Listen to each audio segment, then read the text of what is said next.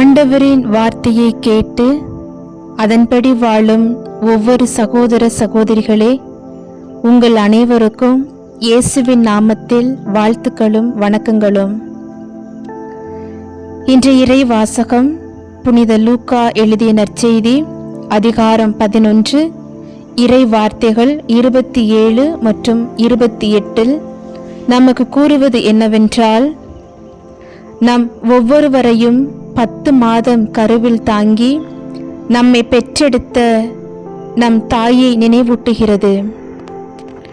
ஒவ்வொரு தாயும் தன் இரத்தத்தை பாலாக்கி அந்த பாலோடு அன்பு, கருணை, மரியாதை, இரக்கம், பரிவு, பிறருக்கு உதவும் குணம் என்ற நற்குணங்களை ஒவ்வொரு குழந்தைக்கும் ஊட்டி வளர்க்கிறாள்.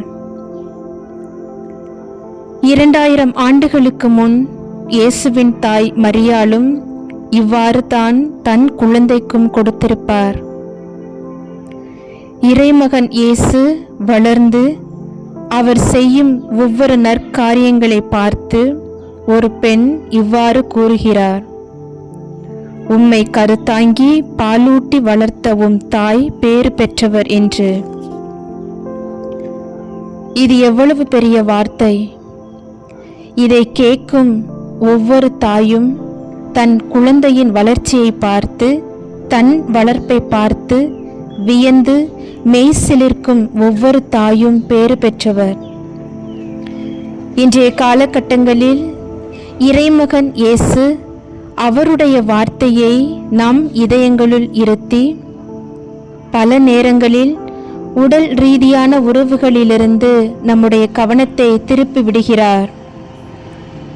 ஆன்மீக தொடர்புடைய உறவுகளுக்குள் நம்மை இட்டு செல்கிறார். அது என்னவென்றால், இறைவனின் வார்த்தையை கேட்பதிலும் வாசிப்பதிலும் அதை வாழ்வாக்குவதிலும் இறைவனின் ஆசீர்வாதம் நமக்கு முழுமையாக கிடைக்கிறது என்று நினைவூட்டுகிறார்.